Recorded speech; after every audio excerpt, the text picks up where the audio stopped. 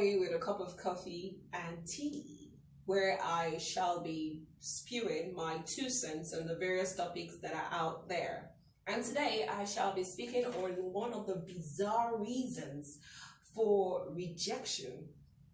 Yeah. Before I get into that, let me take a sip off of my hot brewed tea. This is green tea, by the way.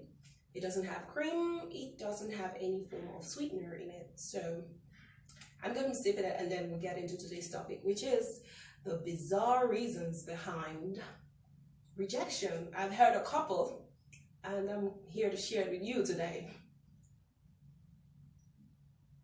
Also, in addition, I'll be sharing my own experience, my own rejection experience, some of the reasons why some people say, hey, you cannot work in an organization, or the reasons why some people say, please, I cannot go further with you in this relationship. So first of all, let me just say it right now. First of all, every human being has experienced some level of rejection at some point in their life, in some area in their life or the other. We experience rejection at different points in our lives and in different areas of our lives. In our career, in our relationships, in our families, in the social groups, and yeah, we do know that there are some valid reasons which we can say they are valid for being rejected. You can decide not to accept someone because they're thieves or that they're armed robbers or they have some kind of bad, behavior, and you don't want to be associated with that bad character. If somebody has anger issues, you can say because of that you don't want to be associated with someone who has anger issues. Some really, really valid and tangible reasons that when you do say, people will not look at you like you're abnormal. But then there are those bizarre ones that really don't make sense. Like you reject someone from getting a job because of the color of their skin. You deny someone the opportunity to rent your facility because of the tribe they belong to. You have some landlords who actually say, oh, people from this certain tribe cannot rent their house. It's a given. Everybody knows that. Or because you're of a particular gender, they will say they don't rent their houses to single women. Like, I don't understand. What do you have against women? You just decide that that's just you, because for whatever reasons. Yeah. And then I've also heard another really, really funny one that, you don't get employed because they say you are too qualified for the position. And the organization, they are afraid. The person saw a way that he was overqualified and still applied. It only means that the person has not gotten the opportunity to work on that level or at the level you think the person is more qualified for. And the person is only taking on this one because perhaps the person is even looking to give back into the society and not even looking at how much it's going to cost. And also perhaps the person is not, the person has not gotten an opportunity to work in a higher position and is only taking on this one so that it can actually in the future when he gets another opportunity he can also move on. So it makes no sense saying to someone, we can't employ you because you're overqualified. Just say that you are scared of employing the person, not that the person is overqualified. I don't know what HR management or group of persons who actually do this. Makes no sense. Okay, so another reason, I'll share my experience from back when I was in school. So in my third year, I started becoming close to someone who used to be on the same floor where I in my school.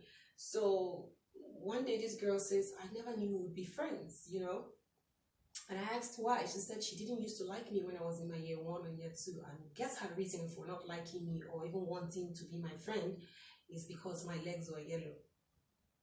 Say because I used to wear some Spartan kind of sandals back then. I used to just show off my legs. I'm like, how do you hate someone for the color because they have good legs or they have fresh legs?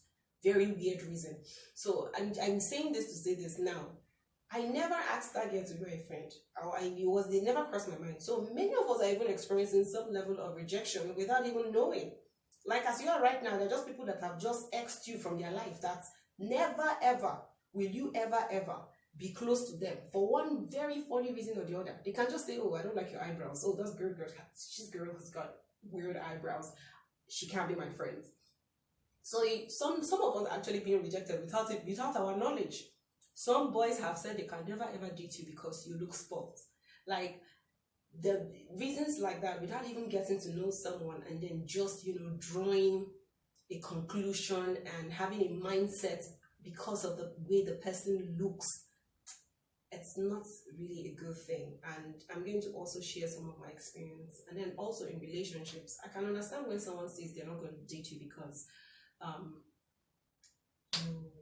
you have body odor or mouth odor. But when you start to hear things like now, in relationships, it doesn't happen outrightly. Now you have people who already have issues with who you are, and they enter the relationship with you, and then they already know that they cannot deal with some of your traits, and these your traits are things that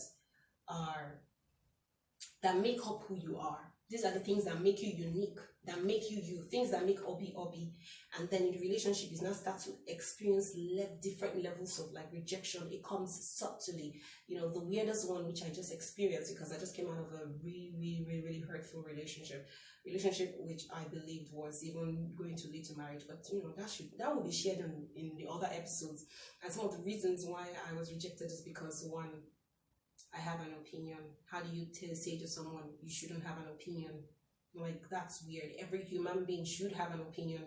Or you express yourself too much, or you get rejected because you don't have a job. Yeah, even though they don't say it outrightly, you can already sense and observe that reasons why this person is developing some kind of cold feet towards you, it's because you don't have a job, or you understand. And I can really understand that, or it can really be painful. I'm just telling you my own experience once I am right like this.